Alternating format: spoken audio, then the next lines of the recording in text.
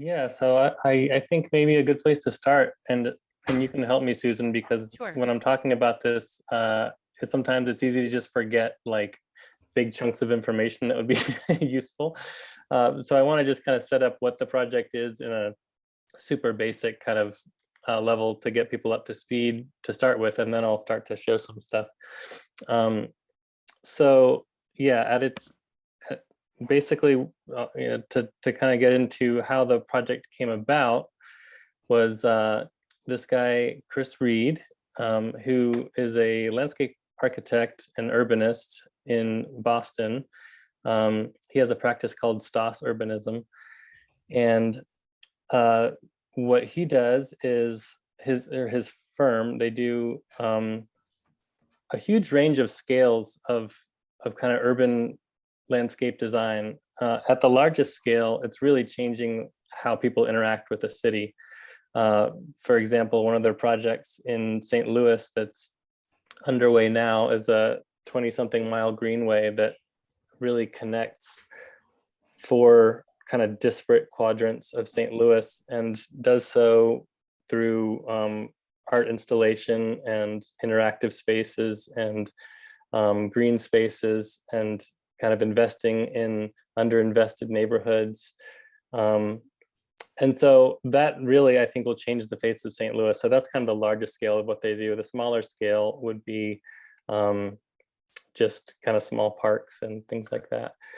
So Chris reached out to me, this is maybe 4 years ago, saying he had this book idea and that he wanted me to spend some time in several different cities where he has worked, where he has done work, although there's not necessarily existing projects in these cities. Some of them are, he did consulting conceptual level work, or sometimes the design is now in process, but the implementation was not there yet.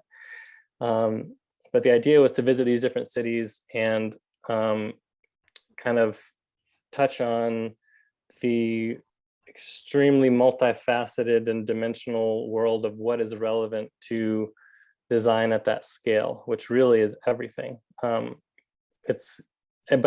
at this early on in the conversation, we weren't there yet. He was just kind of saying, "I want to do a book. Are you interested?"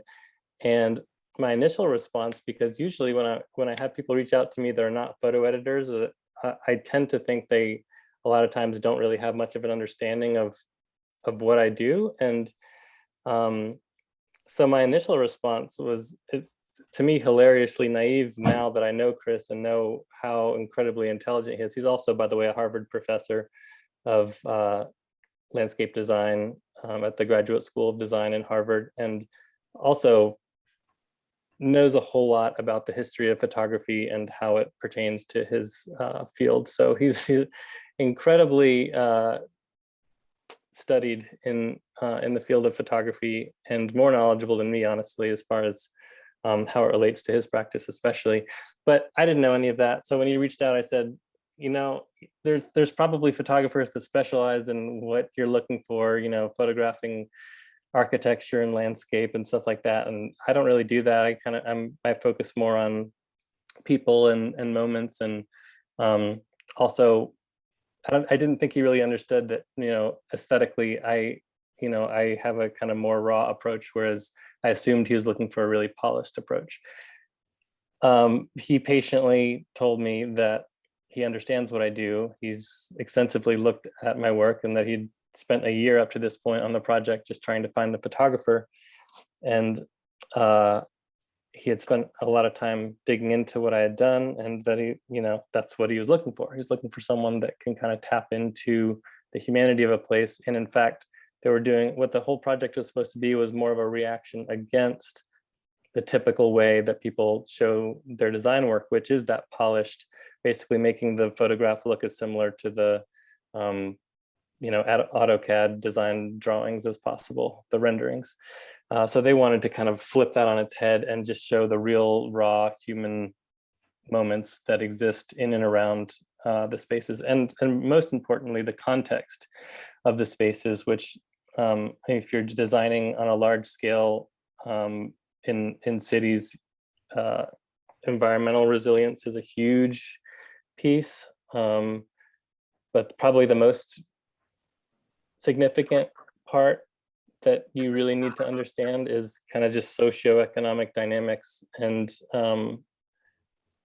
culture, understanding what the culture is of a place, and what exists there, and really acknowledge what exists before you come in and try to make something new. And I have been incredibly impressed by Chris and his team and how they achieve that in all of their work. I mean, just they're really an amazing company. So that's kind of how it started. But getting started in the project, I honestly didn't know what we were doing still. I mean, I maybe didn't until we were editing the book. The 2 years we spent shooting was continuously kind of exploration. And it started out as 8 cities. We ended up not using Milwaukee. It didn't feel quite developed enough, and it was too long of a book. So we cut Milwaukee and went with 7 cities, west to east, from Los Angeles to Boston.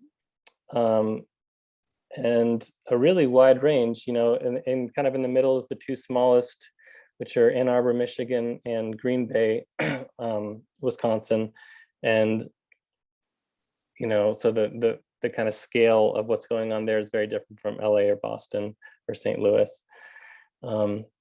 So yeah, Susan, am I missing anything for the basic setup in your mind?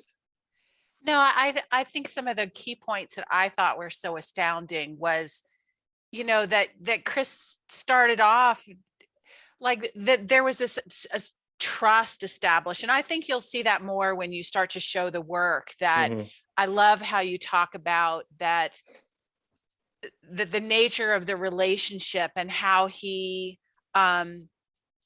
because I feel like in some ways when you take the time to choose your right collaborators, like doing that work first builds this kind of foundation of trust that then, so I think what felt most important to me, and I was talking to Eric Mace about this, was that we do have this idea sometimes as photography is illustration, and that y'all transcended that relationship immediately right off the bat. Like he wanted you to respond to what he was doing, but he wanted you to have your own experience. And I think that shows up when you start to show the work, that and that's a unique relationship. Like, wouldn't we all love some more of those, where somebody's just like, seen your work, I trust you. More than trust you, I want to have a rich and dynamic conversation with you, where I'm going to give you what I have, and I trust that you'll make the best of this as you go. And it's just remarkable to the amount of trust that he handed over still boggles my mind. I mean, and I think that something that's come up really recently for me, Susan and I had a talk a couple weeks ago because I had a existential crisis moment after a conversation with a book publisher and friend of mine that was just really kind of frustrating to me. Well, that's really an understatement. It was kind of crushing. And what I got away from what I took away from the conversation was that anytime I wanted to kind of be expansive and talk about different ways that photography can exist within the world of photography, he kept on kind of just shutting it down and saying, no, this is the way it is. You can try to branch out, but you're still going to be perceived in one of these boxes, so you might as well lean into it. And it was just kind of, I felt in shackles after the conversation. I just felt like I wanted to just explode out of it. And I was just depressed for a day or so.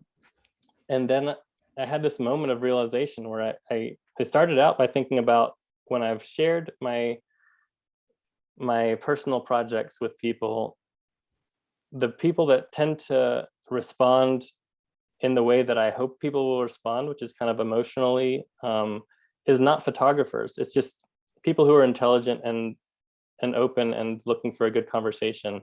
Those are the people that tend to see my work and really see it for what it is, rather than kind of the analytical. And I think I'm the same way when I look at other people's work, is I'm stuck in this analytical mindset rather than just feeling it.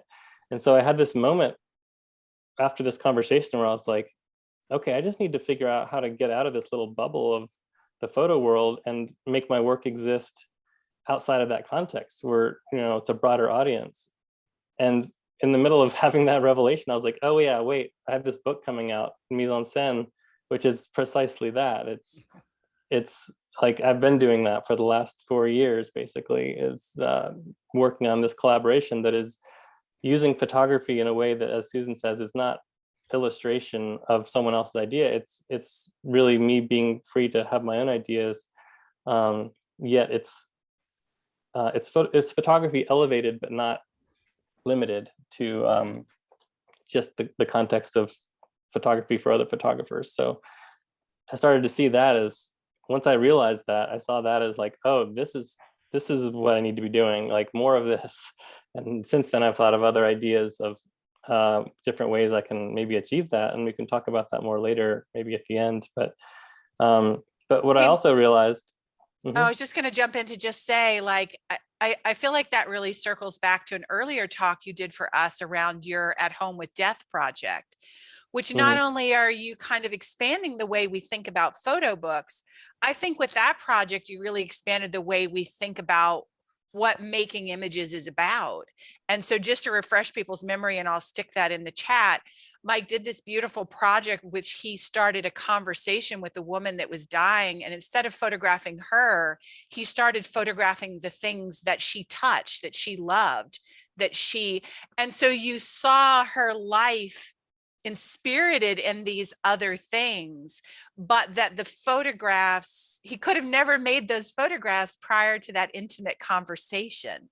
And I think this idea of photography as intimate conversation is kind of a new way, right? In addition to the books, we also have this thing where we like have a mission and we have an idea and we have a straight trajectory and we move down the line and we stay focused and we, and this idea that the making makes us. And I think that's what's most exciting about the projects that you do, but also about the books that you create, because I think they have a life of their own in this really curious kind of way, or the projects you create. And I think you'll see that when Mike shows you the slides, because you'll see this thing unfold. Yeah. Yeah. And I can go ahead and start sharing in a second. Just one last thought to wrap up what I was saying was that I think having that realization about wanting to kind of reach outside of this kind of insular world of just photographers is I realized that Chris was having that same moment 4 years ago, that that's what prompted this whole project. Was he is, in this academic world, and the other people, within academics and within the practice of landscape architecture, people who are really stuck in a certain way of thinking around the work that they do. And that helped me understand how he could go on this crazy leap of faith of hiring a photographer that doesn't know anything about what he does and sending him off to do this book. That's really, the book was his idea, but he was handing over, a large portion of the creativity of it to someone else that had no background in what he does. And I think that was actually the whole point for him, was to let go of some control and let someone come in with fresh eyes that didn't see it the way he saw it, or that his colleagues see it. So with all that being said, I'm going to go ahead and share my screen, and I'll start to walk you through. Oh, it says host disabled. Oh, I'll fix it. Yeah, let me just get up here just a second. It's like lost it. There we go. Should be good now. Okay. Yeah, so I will start to walk you through the book a little bit. And some of what I will share is spreads from the book, and some of it's just individual images that I kind of want to touch on. If anyone has any questions, I don't think I'd be able to see the chat, but Susan, you can jump in. And if anyone has any questions while I go, that's fine. I don't mind kind of doing it back and forth. But then of course, afterwards, there'll be plenty of time for that too, I hope. So mostly what I'm going to be talking about, except for here in the very beginning, is my own process and how I'm making my way through these cities. And then at the end, I think we'll hopefully tie it all together with speaking more about collaboration, which is really, I think, what we want to get to. But so I'll try to not take terribly long on this part. Okay, so here's the cover of the book. And this is Chris's essay, which does an incredible job of setting up the whole project. I would highly recommend, if you get the book, or if you're able to even take some time with the book, even if you don't buy it, if you see it somewhere, reading this essay will really do probably more for you to understand the nuances of what he's trying to accomplish with this book, more than, you know, hearing a talk even, probably, because he just lays it all out so beautifully in this essay. Just to kind of give a slight overview, you know, in this section, kind of what he's basically talking about, he's using some historical images as references to talk about a number of things. But here in these images, what he's talking about is misappropriation of designed space, basically, which is something that he really, really leans into in his practice. He loves when people misuse his spaces, or misuse might not be quite the right word, but basically reinvent a use for a space, so that it may not be the intended use, but that people are kind of making their own version of it. Over here on the right, we're seeing a technical drawing of these benches at Harvard Square, and the image below that is one that I shot at that. You know, you're basically seeing it from the same angle, the same benches, and it's some kids making snowballs on the benches. So again, it's kind of a reimagining of what that space was made for. And he goes through to kind of explain what the project is, and all of the, like I started to allude to earlier, all of the things that are considered, and a historical context for how photography has influenced his practice, not his personally, but the practice of landscape architecture as a whole. On the right here, we're giving some examples of how the photography and the design relate. This is in Galveston, Texas, where his firm is redesigning a seawall to protect from storm surges. And this is the current site as it is now, before their design implementation. And there's a, you know, below is a little model of what it looks like, and they've made a bunch of models of different possibilities of basically how to make it more climate resilient, and also maybe activate the space, create some new use for it. These lines are showing sea level rise over the next 100 years or so, and as you can see, the last, you know, in about 100 years or less than that, about 80 years, the water will quite possibly be over the wall where it is now. So this is getting more into that history. Talks about Ansel Adams and how his imagery really sparked the national park movement. Edward Brzezinski, Petrol, what was the name of his? I forgot the name of his book. And then he kind of gets into, these are some images on the right of mine, but he also gets into his own life, his childhood, where he grew up in this really industrial site that kind of encompasses a lot of the environmental issues of post-industrial waterfront sites, which is a lot of what he works on. And he talks about his family. He's married to a Black woman. His 3 kids are kind of present as Black, and so he talks about how that, you know, that informs his work as well.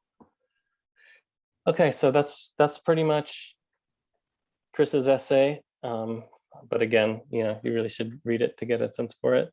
And these are the 5. This is just the front page of the 5 essays, which all are interspersed throughout the book in whatever place is kind of most relevant to the person. And I won't go into too much detail because it'll take too long, but Mimi Ziegler, she's a curator from LA, an art curator.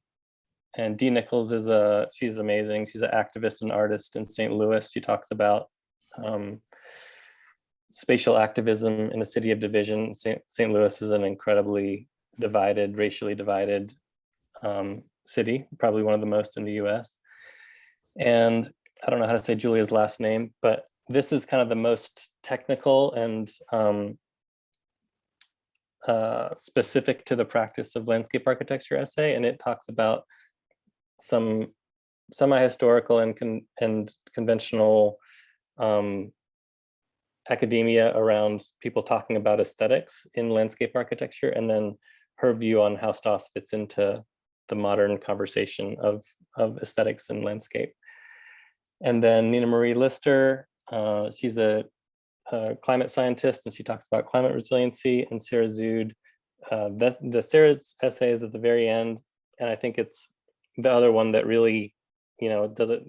The book ending between Chris's essay and hers is really beautiful, because Sarah talks about the relationship between photography and design. So it's all about that collaborative nature, and she does an amazing job of really kind of tying it all together. So these all of the essays are great, but those two in the beginning and end really kind of say what the book is doing, or really add to what the book is doing, because on its own it's already doing something, but they really illuminate that.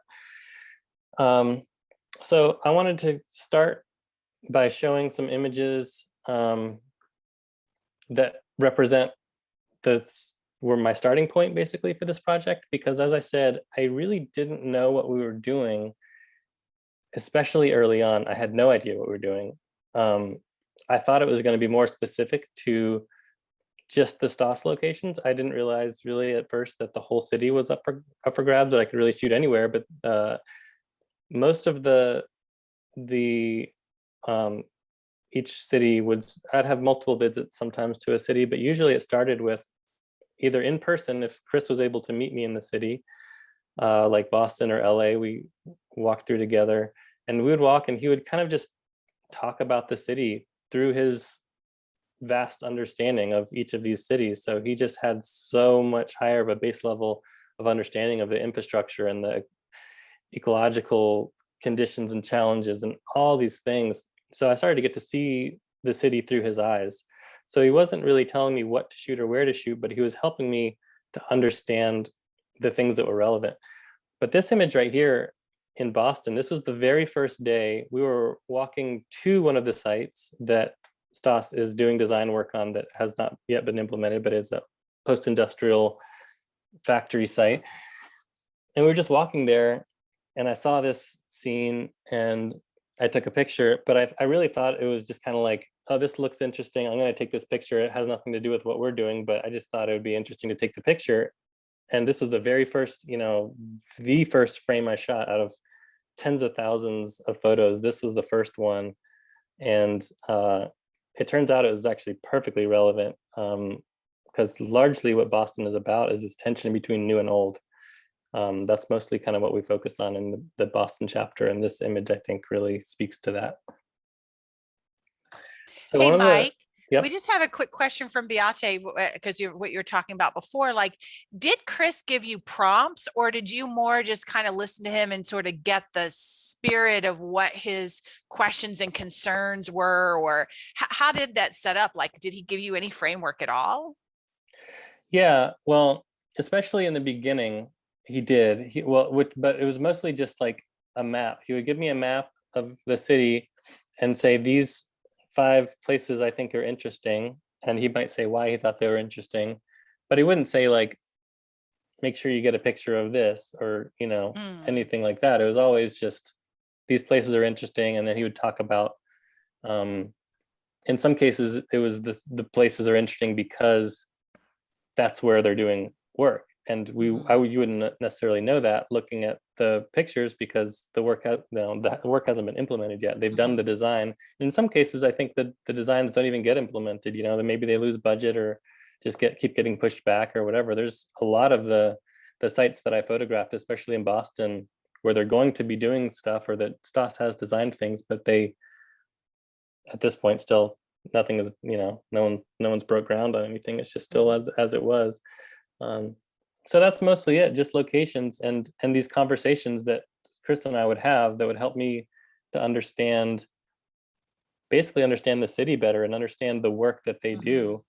But really what I learned more and more was that just everything is relevant to this type of work. I mean, there's nothing, if it pertains to urban life, not even limited to human urban life, like, because you're really talking about that they do a lot of work in thinking about the surrounding ecology and wildlife habitat. And so it's really just incredibly expansive. So I just kind of shot whatever, I let my curiosity guide the process, and I just shot. I shot so much that, we had plenty to work with when it came time to edit down to, a reasonable selection. So this is St. Louis, which should be fairly obvious. And this gets at, like, I had this thing where I really enjoyed pushing at the edge, because like I was kind of giddy with the freedom. Basically, I was so excited to have the freedom I had. I wanted to find the edge of the freedom. I wanted to see, like, at what point would I do something that Chris was like, well, maybe that's not going to be useful.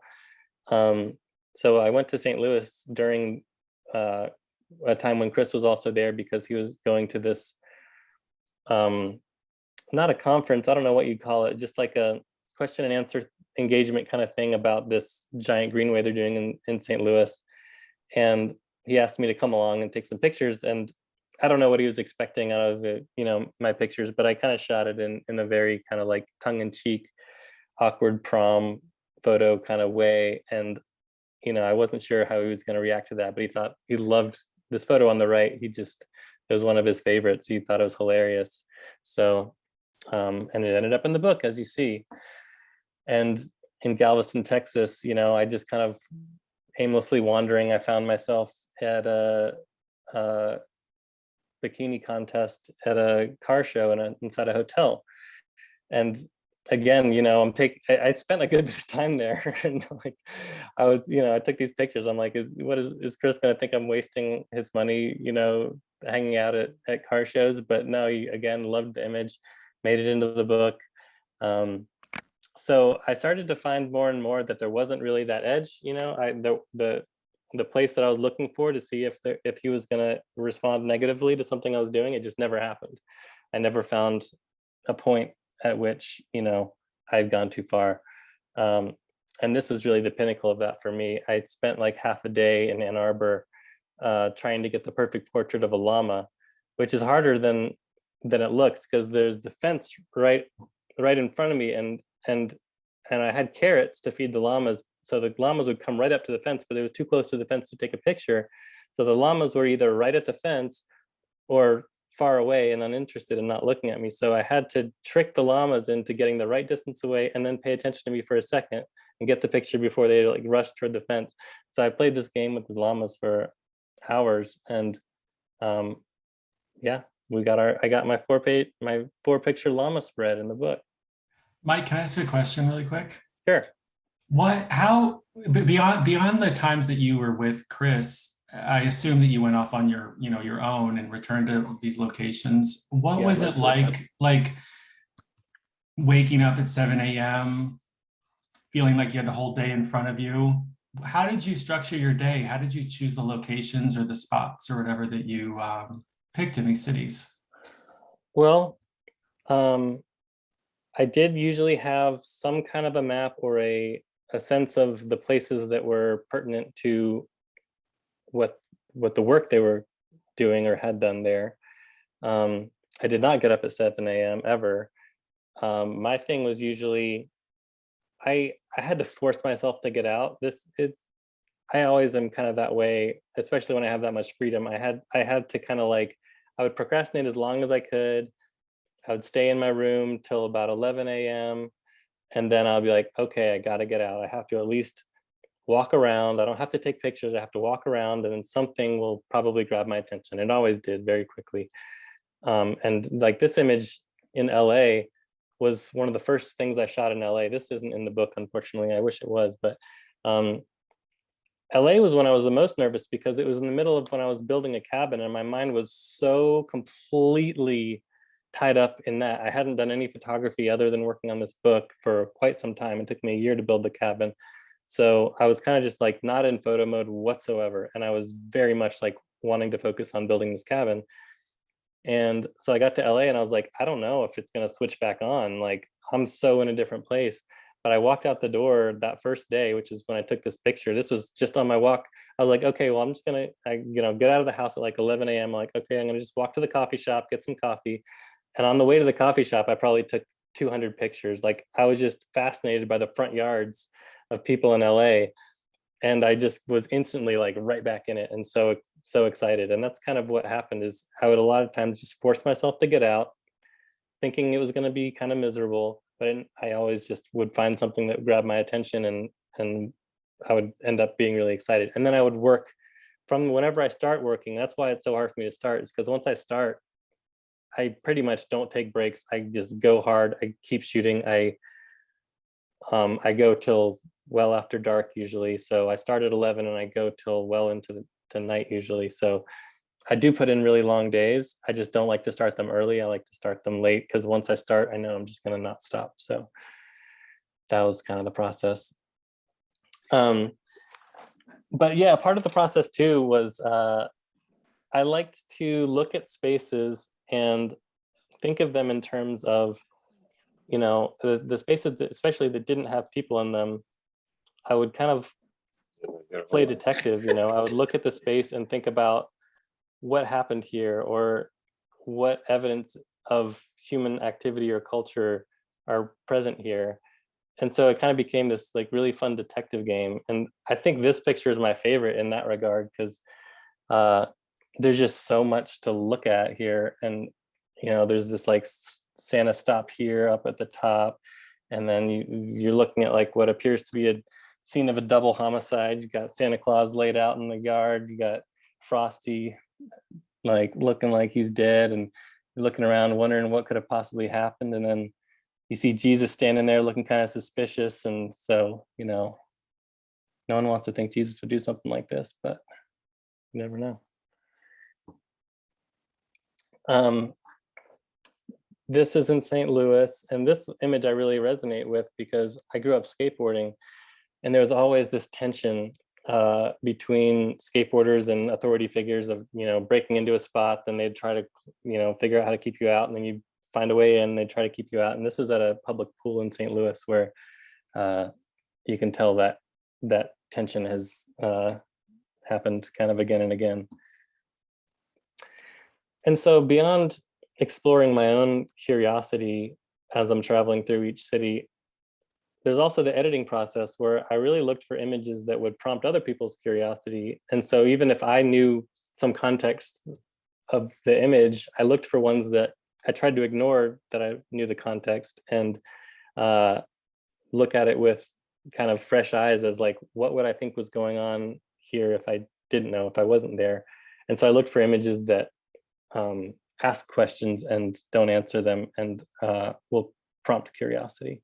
And so, you know, for example, like this interaction between these two people, who are these two people and what's this guy doing? And, you know, how's this dog seeming to levitate 6 feet off the ground? What's this dude in Boston? What's his deal? What's he yelling about? Did this fisherman in Galveston share his fish with the bird? You know, I know the answer to that question, but I'd like that you don't. And so, yeah, the other kinds of things that I would look for are these spaces that several worlds are kind of coming together, especially infrastructure or industrial or designed spaces with nature or ecology. So this is in Galveston, a really good example of that. This one, I took this picture because I thought it was kind of funny. I thought Chris would get a kick out of it because it's just like the most minimalist park ever, you know, as from the perspective of a landscape architect, you're like, all right, grass, check, tree, check, bench, all right, we got a park.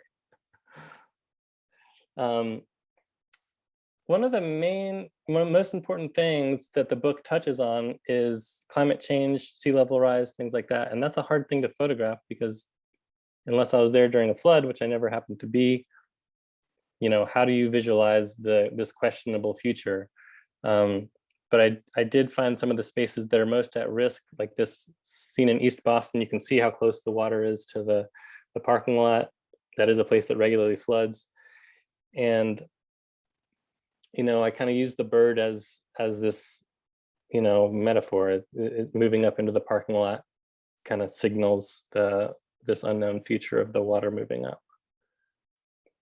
And this was another way of showing it. This is in Galveston, Texas, where there's been 2 big hurricanes that have really devastated Galveston over the years. And with all the flooding and saltwater intrusion, a lot of the oaks and deciduous trees died off. And in a lot of cases, they were really important trees. You know, in fact, this is a little excerpt of something I wrote. It says, immediately recognizing me as not local, not from here, he started in about the huge oak trees that used to shade the large yard in front of the bar where the annual rabbit stew contest is held. Hurricane Ike had taken them, and the loss could not be overstated. So these, you know, trees were important to the culture there. But these people, these artists had come through and made sculptures out of the remaining stumps.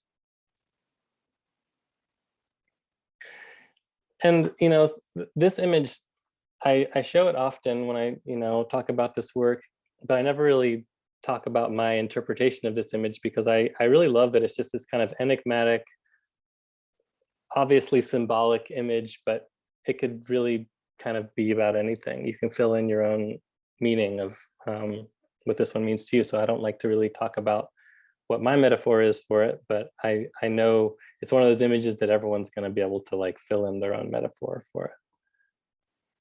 And this was kind of a not as literal way in LA of talking about infrastructure, because infrastructure was really a large part of what the LA chapter was about. And so now I'm going to get into a couple of sequences in the actual book layout. So you'll see sort of the design layout and the sequencing, because the sections I'll show are all in order of how they appear in the book. And I'll walk through a little bit of the thought process around the edit. So here, this is the LA chapter, which is the first chapter. And like I said, infrastructure is really big. And this quote right here, I think, speaks to a lot of what the LA chapter is about. And this is, aside from the essays, there's kind of just historical quotes or from literature over the years that are pulled. There's also quotes from locals of each of these places pulled, and then some from myself, like I just read. But this one says, cobbled together out of swamp floodplains, desert and mountains, short of water and painfully dependent on faraway resources to survive, Los Angeles is sited on inhospitable terrain located where the continent runs out of land. No city should be here.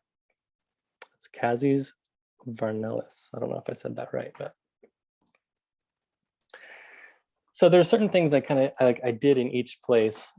And one of them is just really get into the textures. I loved the LA textures. So this is, sometimes we would do these big double page spreads, which you'll see, of just a single textural image. And then other times we did these grids that show the different textures and how they interplay. Hey, Mike, do you mind me asking you like how the editing went? So Chris didn't give you a lot of thing, you shot, y'all are in conversation back and forth the whole time, but at some point these spreads and stuff start to happen. So what does that collaborative dialogue look like, particularly since he originated the idea? So how did that collaboration shape and take form? The editing process was really hard. There's so many images, each place, you know, my initial editing down of the images and what I sent was probably 800 images or more per city. So it was a daunting process. And I took several trips to Boston for Chris and I to we printed out little 4x6s of not quite all of them, but basically we did one round of narrowing down on a computer screen, and then we printed out that, which was still a lot. And then we basically just started out by just together, you know, we'd pick a city, and initially we were just looking for pairings, images that kind of spoke to each other in some way, but it was kind of vague of understanding why, and just hoping that something would emerge and grow out from that, which I think how a lot of people edit. But then we sort of felt like we weren't getting anywhere with that. So we started to think more zoomed out, like, okay, what's LA about? And that's where we started to think about the themes that were really hitting the hardest. And that, you know, infrastructure and how the built landscape and the natural surrounding landscape of LA interact became the main thread. And so once we knew that, it was easy to kind of keep that as a core thread, but then still just look for ways of teasing out different parts of the story of LA, because it's a very broad city and it's a broad story. I mean, so you want to capture as much as you can about the character of the place. And, you know, like this spread right here is just about the energy of LA. It's about the movement and the energy, and it has to do with infrastructure too. You see the highway system, but then pulling that back into the human cultural aspect. So yeah, and so we ended up getting into a place. It was just him and I, and usually one other person that worked for Stas that were working on the edit. And then we got to a point where we were just beating our heads against the wall. You know, we got it to a certain point, but it was still way too large and we needed help. So I brought in Benjamin Rasmussen to help edit, and he came for 2 visits, and he's a good friend of mine. We've had him on 6 Feet to do a talk before. Amazing photographer and just really smart person. That's the main reason I wanted to bring him on, is because I knew he would just bring a lot to it, and he really did. I mean, we couldn't have done it without him. We would have been pretty screwed if we didn't bring in Ben, because we weren't getting there. And Ben just kind of whipped us into shape, and he just started moving stuff around, he basically just knocked chapters out, and we just stood by and agreed or disagreed or whatever. But for the most part, Ben was responsible for the final edit. So moving through the sequence here in LA, it's again, so we went from infrastructure into culture, and then this is really just about culture. And then back to front yards of LA, which is my favorite thing. And this tree, I love this tree. And you'll see, I love this sequence here of this spread and then the next. And you'll see that we used kind of like a motif of circles that carry you through. And the circles, it has nothing to do with circles. It doesn't matter that it's circles. It's just that the circles help you to identify a connecting theme that make you think, oh, maybe this has something to do with that. So I think that's how we used the circles here to tie that tree with these plants. And I think they really are in conversation with each other. And this is what I wrote about the previous image. LA is a land of constructs. While many real struggles exist within this complex city, just as many are fabricated by a society obsessed with perfection. The image of the sculpted round tree in the modest front yard speaks to the futility of this pursuit for most. The white picket fence, the universal symbol for middle-class assimilation, paint chipping from its surface. Shoots of new growth rebelliously defy the tended perfection of the manicured tree. Control and chaos and a constant struggle, all reflecting our own self-worth and social standing for all the world to see. So that's my reflection on that image.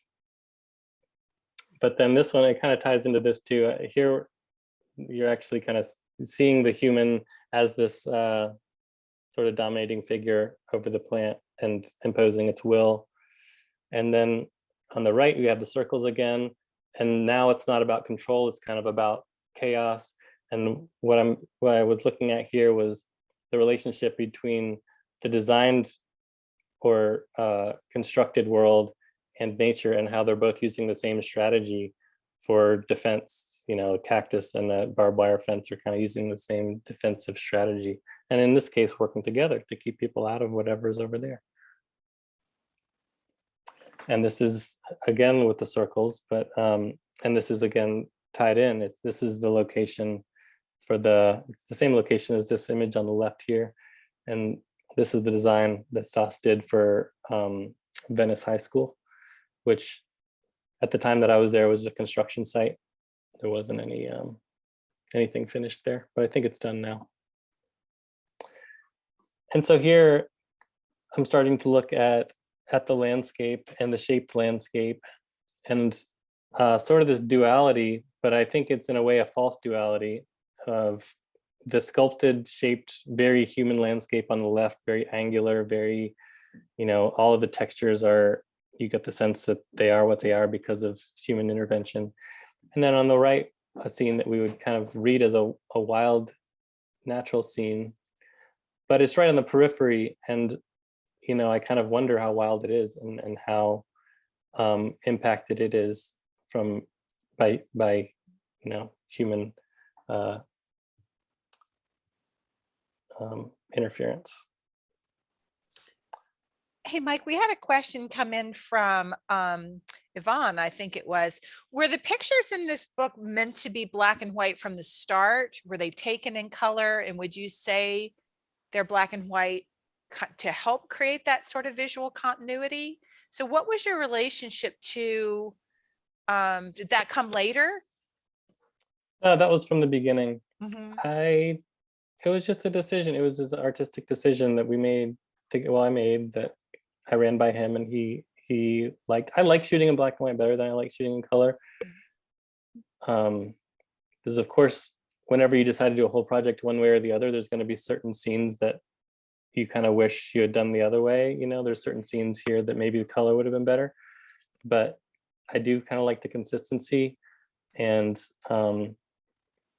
I just really enjoyed looking at texture and focusing on texture, and black and white does that really well. So it was just a decision that before any shooting happened, we had certain reference points visually. I referenced Mark Steinmetz as sort of an inspiration for the tonality that I was looking for out of the black and white. I don't know how well I achieved that. Mark Steinmetz is kind of the pinnacle in my mind of just beautiful tones in black and white. But that was kind of what I was aiming for. But this is all digital, so it's technically shot in color, but I always change my JPEG, which is what you see on the back of the screen. I change it, if I'm shooting in black and white, I change it to black and white so that I'm not seeing the color, and I can fully change my thinking to black and white. So I was very much conceiving the images in black and white. So that gets out of LA. I'm wondering, maybe I'll do this next little section, and then instead of going into Boston, maybe it will break out into more of a conversation, because I don't want to take up all the time just talking at you. So I do want to talk about these two middle cities, Ann Arbor and Ann Arbor and Green Bay, because this is where the collaboration really comes to life, because these are the places where there's actual finished Stas sites. So you can see how it all kind of pulls together, and we're seeing Chris's art alongside my art and how they're in conversation with each other. So here, this is kind of the relationship between the landscape and the human element of Green Bay. And then here we get into, on the right, we're seeing this boardwalk that was designed by Chris, by Stas. And it is really just amazing to see how the space is activated and how it's changed Green Bay. I mean, Green Bay, there's not much to the town, but now, like, this strip, this boardwalk is just so activated. There's just constantly concerts and dancing and people fishing, and there's just so much use of the space, and it's a really good testament to the power of this kind of work. And here on the image on the right, if you can see in the background, there's this, right above her head, there's this mound, and that mound is what you're seeing in the left image. So you're seeing this direct relationship between the industrial landscape in the background of this image and then seeing it up close. And then in the chapter, we kind of really dive deep into the industrial landscape. And this is a set of technical drawings of the benches on that site. And now this is switching over to Ann Arbor, Michigan. And again, it's starting very textural, and also kind of looking at the personality and the humanity of the place. And this is where, to me, it gets really interesting, because now we're seeing on the right, this is the University of Michigan, this whole plaza. It's a really beautiful plaza designed by Stas. And then we're seeing just a scene, at a lake somewhere in Ann Arbor. And to me, what happens here is not any kind of literal juxtaposition of a relationship between the two, but more an energetic relationship between the two, where even seeing the water makes me now think of this pathway as like a river, and just the kind of richness and tonality of the two scenes really put, I think, the one in context, the Stas site in context of the energy of the surrounding area. And so now we're just diving into some of the details in the space. And again, the technical drawings. And then back to this juxtaposition that I think sort of puts the Stas site into the context of the surrounding landscape. And the picture of the person sitting on the bench is not on that site, it's somewhere else. And now we see the llamas. And if you're wondering how we made the llamas relevant to the design process, we paired them with this lush grass that's on the site of the university. So I think this is getting into Boston now. There's lots to say about Boston, but maybe we'll stop here. Should I maybe go back to unsharing screen and just start a conversation, or I could stay on shared screen and I can just flip through stuff and start to take questions? I think having the images up is great. So, okay. Yeah, and I'm just going to back up to some prior questions, if that's okay. You know, one of the things that people are often curious about, and I'm often super curious about, is that, you know, relationships aren't just trust, right? They're also contracts and agreements and sort of the complexity of these kind of partnered, because it was certainly started by Chris, right? But then you come in really as a partner in this process. Certainly don't need to give away the details of it, but somebody was curious about, like, what do the contractual relationships look like in this kind of a collaborative thing? Well, I mean, we did sign a contract, but there was also a lot of just kind of communication, and I don't remember what the contract said. It doesn't really, I don't think it really mattered to either of us what the contract said. It was just kind of a starting point of, you know, making sure we were on the same page. But then from there, it was just making sure we were both happy with the arrangement. And it for the most part, didn't really shift. I had a day rate that they paid. It was a very generous day rate. And they covered all the expenses of the travel and everything. So I had no complaints. Chris seemed happy with the arrangement. So yeah. Beautiful.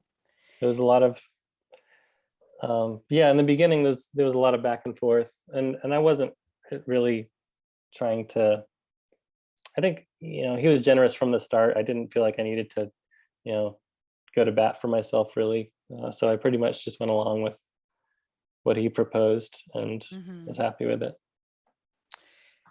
We had a question earlier, but I think you've answered it, about the working on the sequencing, that y'all did that together, and then you pulled a third person in.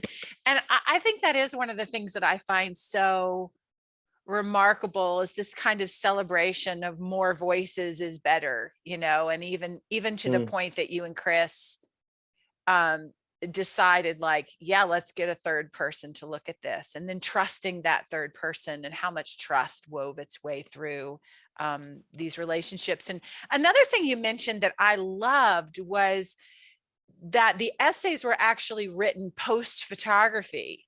And so they were actually this kind of call and response, just kept kind of building and spreading out. And I found that really fascinating, that the people who wrote the 5 essays had access to your photographs. Right, yeah. And there's also an interesting context that it was all shot right before the pandemic, and all the essays were written after the beginning of the pandemic. So that even within itself sort of created an interesting shift in, I think, what the project ended up being and what people wrote about. The pandemic does come up in some of the essays, and it would have been a very different project if it was shot during the pandemic. Obviously, the interaction and the social life wouldn't have been there in the same way. And I think it would have been a different project if the pandemic hadn't happened and that the essays weren't written during that time. So right. I think it was interesting how that shaped it too.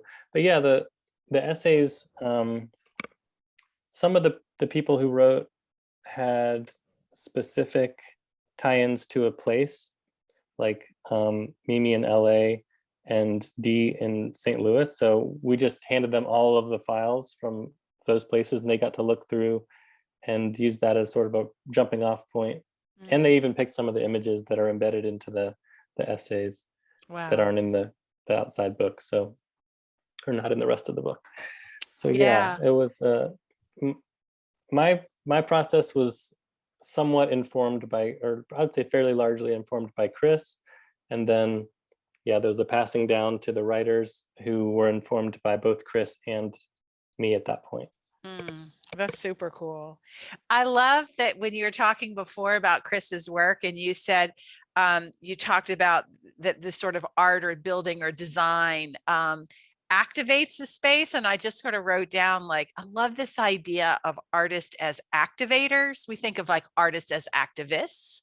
But this idea of art as an activator, and I know Eric Kunzman's on this call, and it reminds me of his work, that the art activated a more robust conversation about equity and about, and they were these glorious, beautiful photographs of payphones, and that conversation has gotten so robust. And I love this idea that that is such the most that we can hope that art can be, right? That it activates. Yeah, and that is actually the core of what the project is about. That's the title, mise-en-scène. That is a term that mostly pertains to actual literal setting of a stage, putting the set in place, and then the actors come in and they make the scene. But it's also used in a more loose way, which is the way it's being used for this book, which is that urban design is setting the stage. And then, you know, and that's also the lives and afterlives of urban landscapes is the subtitle of the book. And so it's about setting the stage and then allowing life to unfold, you know, and the players come in and the scene. And so I was telling Susan earlier that one writer in particular that we pulled several quotes from, or Chris did this, he did all of the finding of the text. But there's a photographer and writer, Teju Cole, some of you may be familiar with. He's incredible, especially as a writer, I'd say. And he specifically writes about cities. And so I turned Chris on to Teju Cole because he asked what writers I thought would be interesting in relationship to this project. Because he was hoping, you know, for essays. So I said Teju Cole 100%. And so he reached out to Teju and they didn't end up writing an essay, but he found several excerpts that just so hit the nail on the head for the overall idea of this project. And I actually have one bookmarked here that I can read for you that is specifically talking about this concept. He doesn't use the term mise-en-scène, but it's about that concept. So it says, the stage is set, things seem to be prepared in advance for cameos, and even the sun is rigged like the expert lighting of a technician. The boundary between things and props is now dissolved, and the images of things have become things themselves. Perhaps the artificer's gold paint is still wet on such scenes in which we play at King's.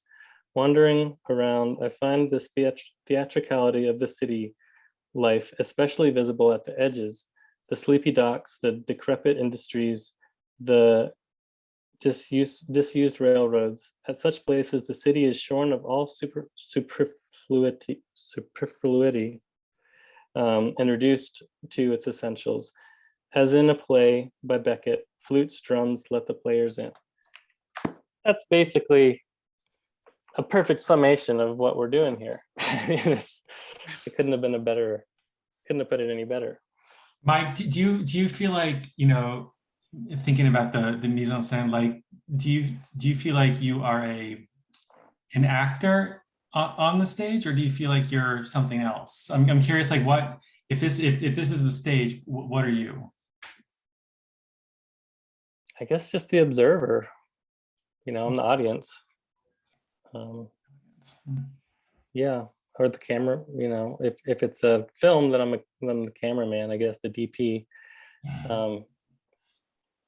But yeah, I don't know. In some cases, I'm an actor because a lot of these are interactions. You know, really the what my work is about here and anywhere else is seeking connection. So I'm not just a passive observer. I'm looking to have interactions and meet people and have conversations, and that's largely what the process was. Sometimes, you know, this image right here was made in a split second. I mean, I had no conversation with these people. I was walking one way, they were walking the other. I saw this kind of moment happening, lifted the camera, quick focus shoot, you know. I didn't even really know what I saw until I looked at the picture afterwards. And this is, I mean, this is up there for me, top 3 pictures in the book. For I just love her, you know, this woman on the left, eye roll. She's like, you can tell she loves her friends so much and is also so annoyed by them. And there's just this humanity in this image that I absolutely love, and is not from any kind of connection at all. It was just from a split second reaction. Other ones were, you know, there's people that I came back to several times, spent full days with, especially in Detroit, where I got much deeper with people, and they would show me around and introduce me to other people. And so that became kind of the process was, you know, one interaction leading to the next, and them saying like, oh, have you met so and so down the street? You should go talk to them. And that's mostly the way that I work, is that way. But you also kind of have to just always be ready for those split second moments that can pass by. And so I don't know. I think I change roles depending on how I'm reacting to the scene, because sometimes I'm just observing and sometimes I'm part of it. And I think that's my favorite thing about photography, honestly, is that back and forth between seeing and then interacting, and then that changing the way you see. And it's this kind of cycle, I think. Did they say anything? Like, did they notice you had a camera? Or when you were going around looking for moments like that, did anyone like ask what you were photographing for? Yeah, sometimes. I usually, you know, so when there's a moment that's happening and I know that if I stop and talk to the person that I missed it, it didn't, you know, I'm not going to get the picture. I can't recreate it. That's when I just take the picture. Sometimes they notice, sometimes they don't. These people, as far as I know, they didn't notice. Actually, the person on the right looks like she's looking at me a little bit. So maybe they noticed, but they didn't say anything.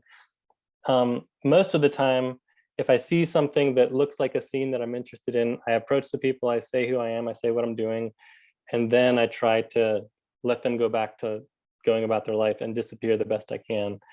So I would say 90% of the time that's the way I do it. But then, especially in more public scenes, like this was during a parade, they were walking on the sidewalk, but there's a parade going on. So it's a very public setting and there's lots of people all around. And those are the moments where I generally don't interact as much. I just kind of try to react as quickly as I can and hope to catch the moment before it disappears. Thank you. Mm-hmm.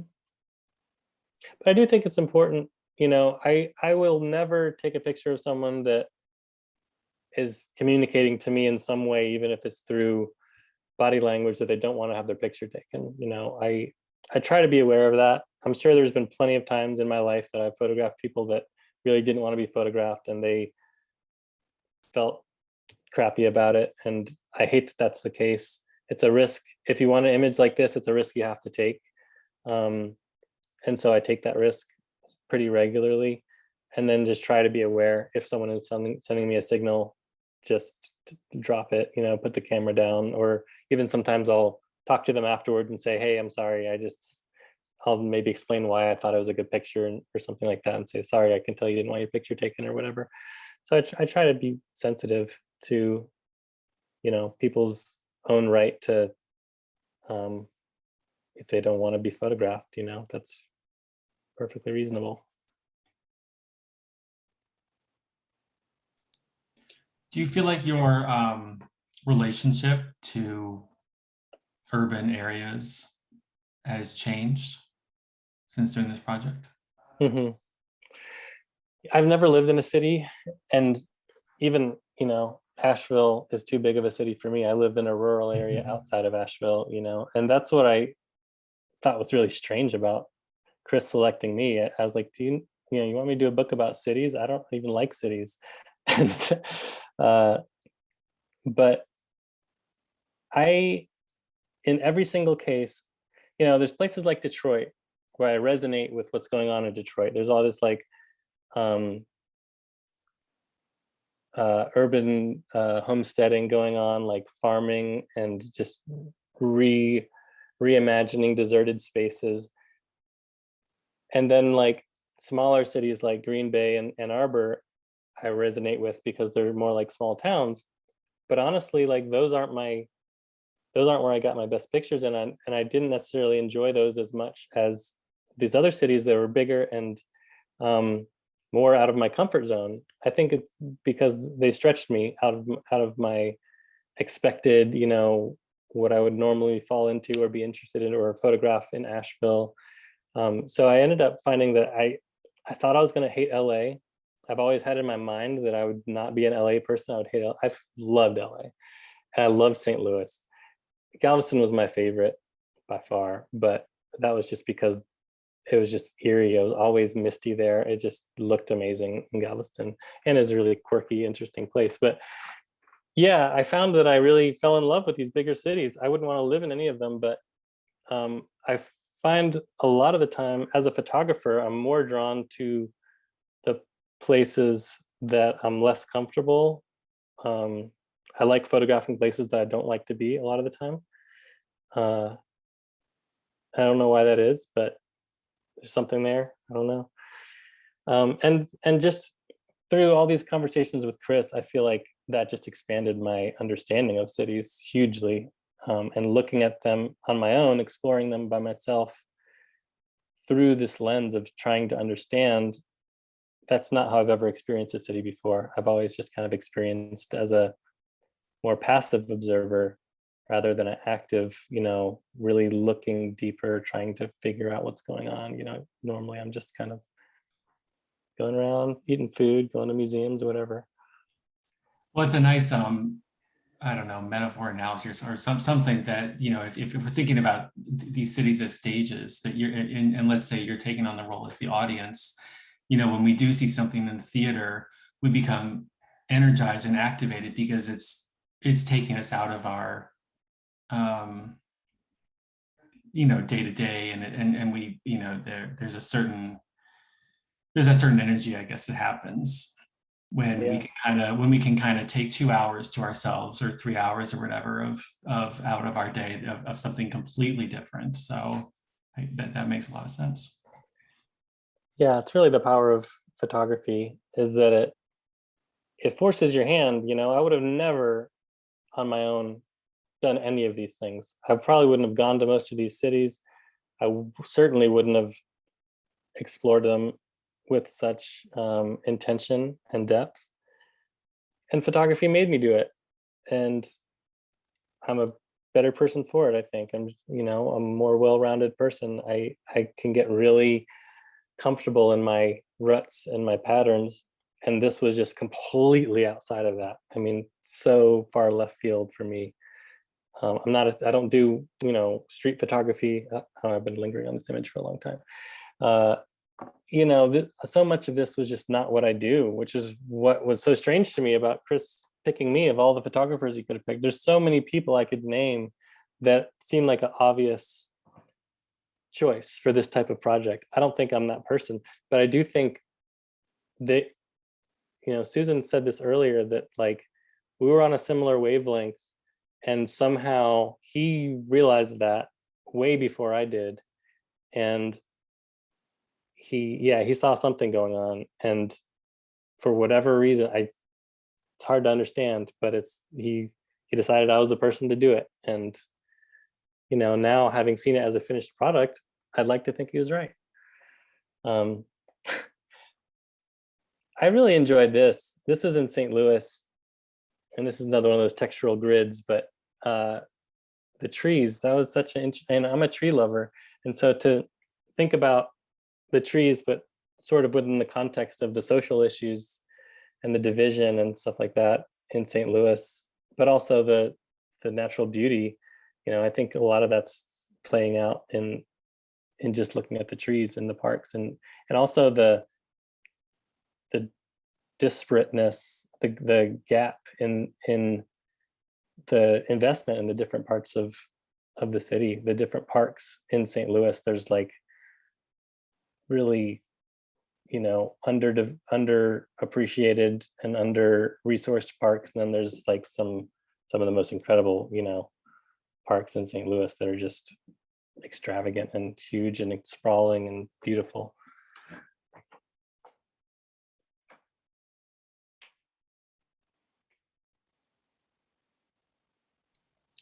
I have another question. That portrait seems to be, it's the only picture I remember seeing at a wide aperture. Like the picture, like the one that you really liked, the three ladies at the parade that you were talking about, like everything, even to the leaves behind them, was in focus. And I remember also there was like a procession coming out of a church, and there was a sun star glinting off of something. So did you like set out to make this project like mostly with really deep depths of field? And if so, why did you, I guess why that, and then why did you make an exception for this photo? Well, the answer to the second question is very easy. This was shot at night, or basically as it was getting dark, so that was out of necessity. But also as a tight portrait, I don't think I would have chose, even if I had the option, I don't think I would have chose to do a more extended depth of field on that image, because it's just grass texture behind him, and that doesn't necessarily add to the picture in my mind. And really focusing in on his face is really what I want the picture to achieve. But generally speaking, and this is sort of a black and white decision, when I'm shooting in black and white, I love texture, so I just want as much of it as I can get. I want the background and the foreground and everything to just be rich with texture. I find when in color, that tends a lot of time to be too much. It tends to be abrasive. It's like too much to look at.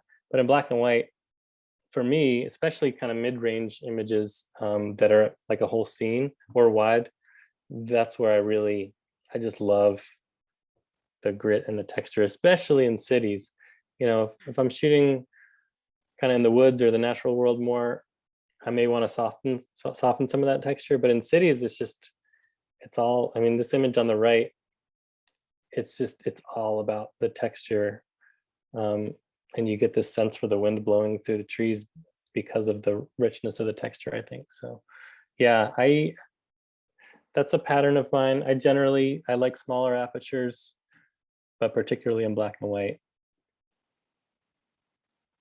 And most of the exceptions you'll see are going to be mostly because it's dark, because I shoot at night a good bit too. And I don't often bring a tripod because I'm covering a lot of ground. I'm walking long distances, and it's just cumbersome, and it slows me down in ways that sometimes is bad. So there are times when I wish I had a tripod, but I find overall the cost benefit analysis of bringing a tripod, I find that anything that makes the process less enjoyable and more cumbersome makes me not want to be out, and I need to want to be out. You know, that's the most important thing, is that I'm there. If I don't want to be there and I make myself stop earlier, that's the worst thing that can happen. So anything that keeps me shooting is, I make decisions based on that. So I want to enjoy the process, and a lot of times handheld just facilitates that enjoyment more. This shows how the essays are chipped into the book. So this is Dee's essay at the end of the St. Louis chapter and the beginning of Green Bay. And we always put I liked, this was a decision that Chris made that I think was a little counterintuitive. I would have expected Dee's essay, which is specifically relates to St. Louis, to be at the beginning of the St. Louis chapter. I kind of like that he put it at the end of the St. Louis chapter, so that you kind of get to look at the images and have your own interpretation. And then you get Dee sort of walking you through her perspective of the city. That brings me, go ahead, Susan. Well, I was just going to say, I love that. I love that sensibility towards the photograph, right? Because that is the order in which it happened. And that it gives respect to the images, that they can have their own language without somebody telling you or framing how you're supposed to look at them. Yeah, I love that. Yeah, that was a pleasant surprise for me. I appreciated that. I really like this image. This is one of the Stoss sites in Ann Arbor, the one on the right. And it really does show how these, we talked about activating a scene. This is a moment that's happening specifically because of the way that bench was designed. I'm sure they would have shared a tender moment any other place too, but the specific way that that's happening is because of the design of that space. And I think it's really beautiful to see the ways that the spaces get activated. And Eric, I interrupted you. Jump back in with what you were going to say. Well, it was a good segue maybe to, the design of the book. And I'm just, as somebody who has a design background as well, I'm very curious what the conversations were like and what that process was like once, the sequencing and editing and shooting and creation was how, what was that like from a book design standpoint for you? I wasn't that involved with the design process or the interactions with the publisher, and that was kind of a blessing, honestly. In some ways I wish I was more, because I would have learned a lot probably for myself moving forward for my next project. It won't have the luxury of, Chris has a staff of people. He can just assign people stuff to do and they'll do it. And that made it a lot easier because we could just delegate everything. But we did work with a Los Angeles-based design company. I'm blanking on their name, but they did a great job. I will say that I might be wrong about this, but I think both the designers and the publishers really didn't like me because I only showed up to like be bad news and complain about stuff. Pretty much like every time they would show a first mock-up of the design, I'd like hate it and say I didn't like it, and everyone else was a little bit more like not as outspoken, and I was really outspoken about everything that I didn't like. So I guess without getting, because we only have like 10 more minutes, but what kinds of things were in your head when you saw some of those things that you didn't respond well to? Like, what were there certain expectations you had for the design, or were you expecting a certain integration with photos, text, and everything? Or yeah, I think that I was really fighting for the integrity of the images and not having too much kind of interplay with the text, like text over images or anything like that. Some of the first designs were a lot more, even some of the images were like blown up and cropped weird or something, and kind of more design elements rather than images in their own right. But honestly, if I'm in retrospect, looking back, I would say a lot of the things that I was fighting for were actually my own limited thinking, because I was thinking of it as I wanted it to pass as a photo book. And everyone else involved was sort of seeing it as more in the context of architectural or design books. And I was really pushing for a photo book. But now, upon reflection, looking back, I think the thing that makes it really special and make it stand out, hopefully, is the fact that it's not quite your typical photo book. There are the elements that make it different from your just standard run-of-the-mill photo book, I think are what I now love about the book. So there's the things that what I was fighting for at the time were sort of contradict my current feelings about what the book is and how it exists in the world. It's another testament to the collaboration that everyone's ideas sounded like they were heard in some way. So that's great. And then the publishers hated me because we kept on doing proofs and I kept on not liking them, and it set the whole thing back by probably almost maybe 8 months, because it took so long. It was printed in China and they'd ship them over on freight or whatever, so it was like months between each proof, and I'd look at it and I'm like, no, there's color tints, there's the tonality's all wrong, and I'd try to adjust the files, but I was sort of doing guesswork, and we try again, and in the end the last proof that I looked at wasn't right, and but it was kind of at a point where it was like, okay, we can't keep doing this, so we found a way to give them a reference, you know, this is what I want it to look like. They said, if you show us one image that looks the way you want, we can make the whole book work. So I gave them one image in print that they could hold at the press and say, this is what this image is supposed to look like. And once they got that image calibrated in, the whole rest of the book pretty much looks right. And I was so nervous. I mean, because once they print the whole book, there's no going back, there's no changing it. And so until I held that book in my hands, I was worried every single day. I was like this, you know, thinking it wasn't going to come out right. I mean, good for you, Mike. Yeah, I good mean, for you. let's just say, right? I mean, you and I have talked about this, of this also thing of a world that wants everybody to be credentialed in order to have the right to have an opinion, you know, and that you're with this Harvard professor and that you're just like, no, I'm going to take a stand for the integrity of the images. It's a perfect and important part of this conversation. And I have my responsibility to that. I'm just like, high five. Good job. There was some tense meetings, I'll say that. And Beate was saying, how do you navigate getting around in a larger city such as LA? I can imagine that deciding what to shoot and where to find it could be daunting. Well, LA, I had basically 5 or 6 sites that Chris had mapped out for me. And I didn't do a whole lot of exploring outside of those sites, except around where I was staying, which is I stayed in an Airbnb in Silver Lake. So I did a lot of exploring around there. But other than that, I would basically just get an Uber to a specific location that was on a map. And it may have been a sort of vague location like Venice Beach, you know, so I just get an Uber ride to Venice Beach.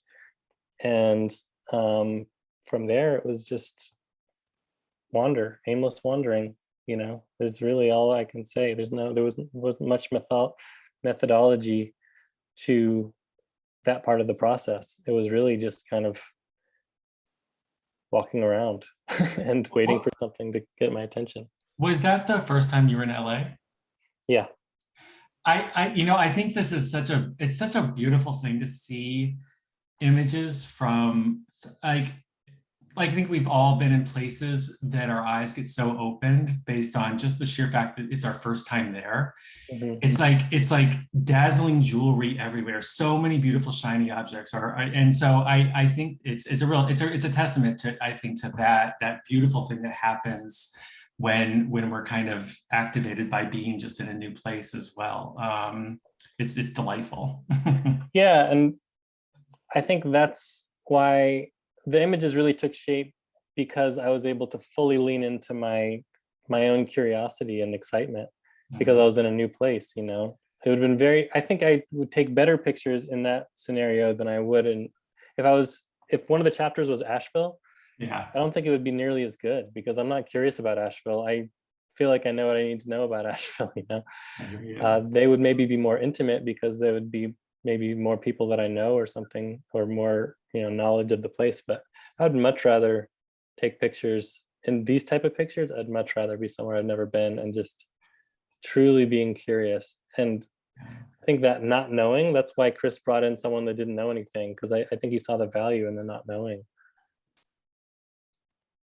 Yeah, I mean, it's a beautiful relationship with urbanness and cities and that curiosity of finding someone who is equally curious. I think it was gosh, what a great fit. Thanks.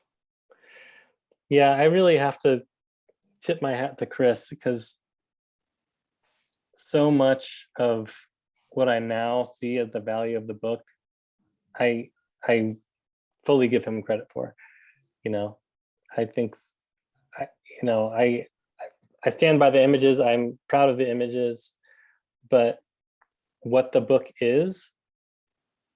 was so much his intuition, and I am just very impressed by that he saw all that somehow. And Mike, I remember you saying earlier, when we were talking earlier today, that part of what you think contributed to that is that the work that he does in the world, he made a decision early on to have that be relational, and that he's been practicing in collaboration, listening Yeah. to the people in the cities, structuring spaces around the real needs and movement of the people themselves. And, you know, I just feel like we need like a million times more of that in the world, like collaboration practice, right? Just what I think that we would live in a really different world if we had more and more opportunities to, that if as many opportunities as we have to compete, we had to collaborate. I think we would live Yeah. in like a really different world. Yeah, and when I talk about this work in front of a crowd of landscape architects, I really focus on humility, because I think that is what I tried to be guided by my own humility and my own not knowing. And I think as a person who's making design decisions that are going to impact the lives of a whole bunch of people in a place that they don't necessarily live, and they're not going to live with those decisions, or the people that live there are going to live with those decisions, you need to have a tremendous amount of humility. And Chris does. I mean, that essay by D. Nichols, the reason they know each other is because when he bidded on this St. Louis Greenway project, it was supposed to be an east to west arch to central St. Louis project. That's what the call for entries was for. They were the only firm that said, no, we need to be doing north to south, because that's where there's what's called the Del Mar Divide in St. Louis that is basically black to the north, white to the south. It's, like I said, super divided city. So he said that's the work that needs to be done in St. Louis, is connecting the north and the south and equally investing in the two rather than all the investment being in the south. And to do that, he got together this really diverse team of locals who could really take a stand and say, this is what we need, this is what we want. And there was artists.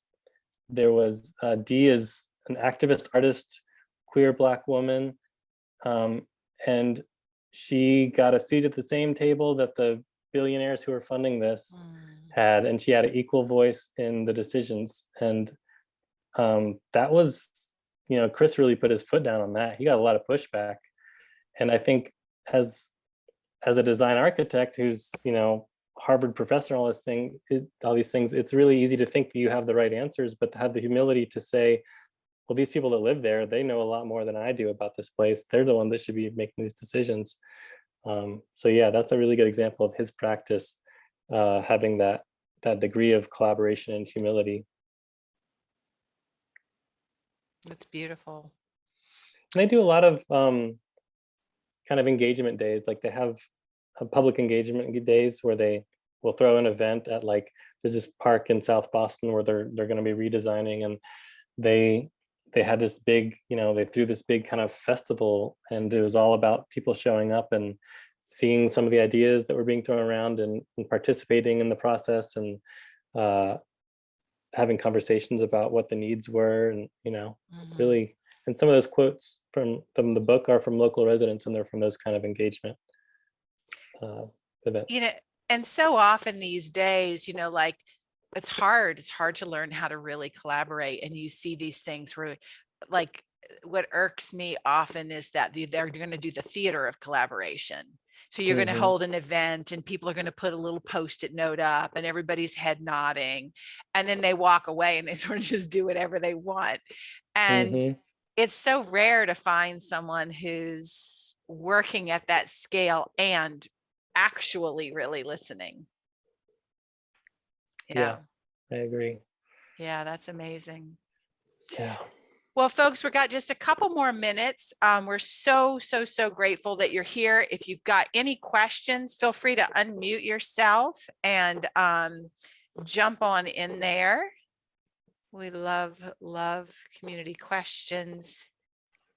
And I will do my regular weekly shameless plug, which is 6 Feet is a volunteer-run organization, and we literally keep this platform alive from people's donations week to week. I'm going to stick the donate link in the chat.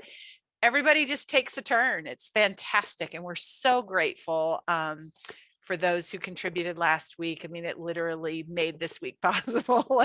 This is like, we just go week to week to week. So we're so grateful, most grateful for your presence, and then additionally grateful for your support.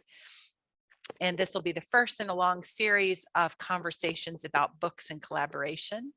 And so if anybody, before we jump off, is anybody sitting on a question or comment that they'd like to share? I see one actually that we haven't gotten to, and it says it's Stephen Kenny, but I think it's Stephen's wife, Dion. Okay, yeah. It says, does the significance / relevance of the photos reveal themselves afterwards? I think that's a good question because it can really go either way. And some images are kind of a slow build, you know. I didn't think much of them at all at first, even upon several passes. There were some images that didn't make it into the initial edit, and then they just kept on building in my mind, and all of a sudden I would see them in a different light and they became one of my favorite images. And then there's other ones that in the moment of being there before even taking the picture hit me in the head like a frying pan. It was just like, couldn't have ignored it if I tried, just absolutely knew what I had, you know, knew what the image was. Just real quick, I'll share the two examples for me of, oops, I'm sharing, of when that happened.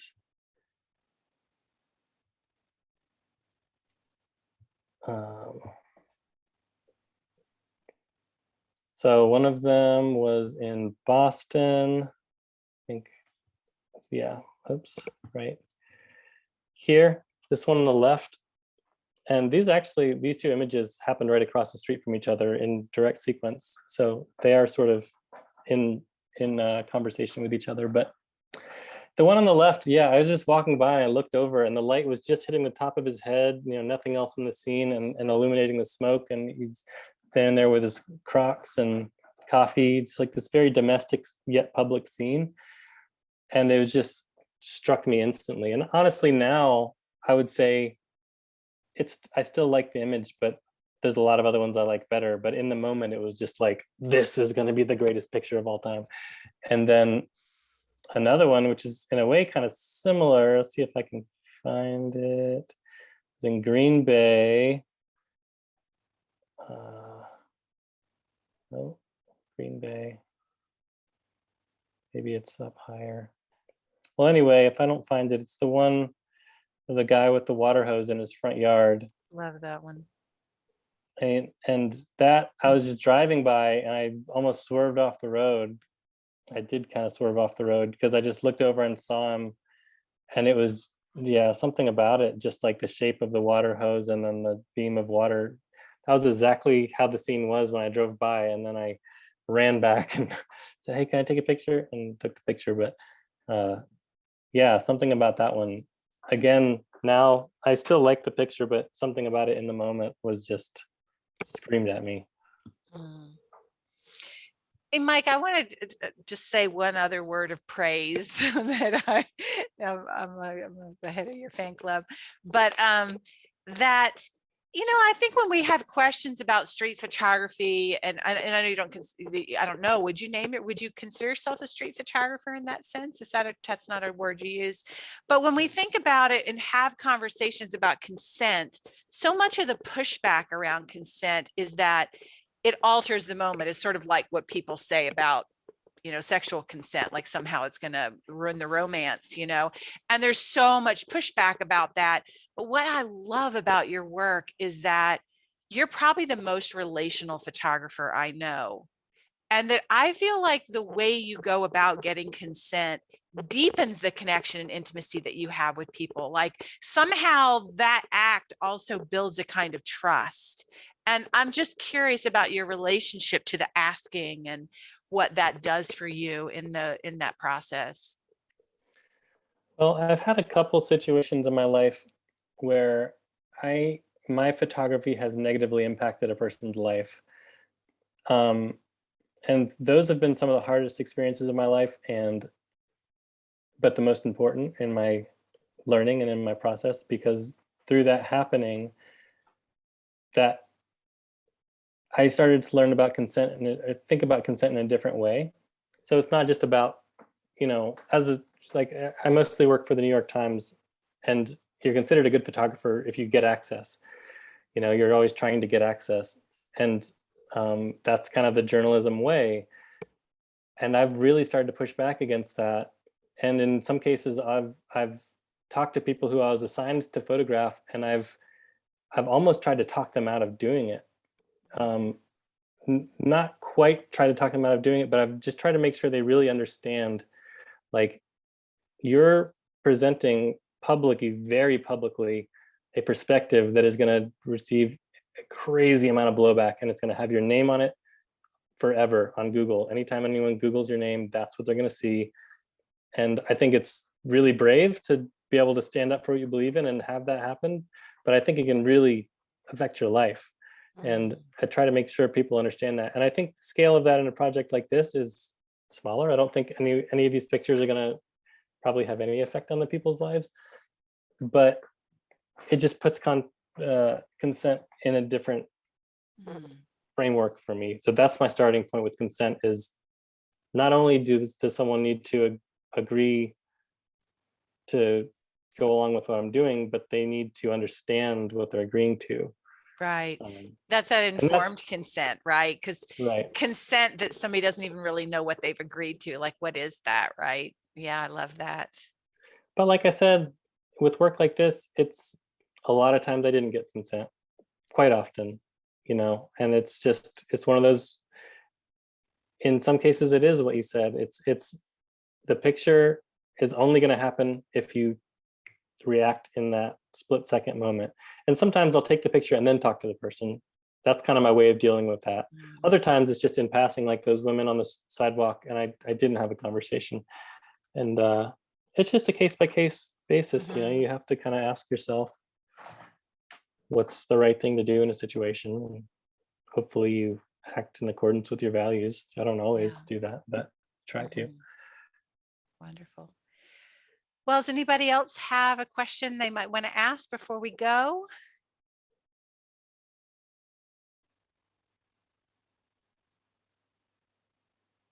Mike, we are so grateful, as always, that you share your work with us, but also how incredibly generous you are about sharing what's also vulnerable about working within this medium. And thank you so much.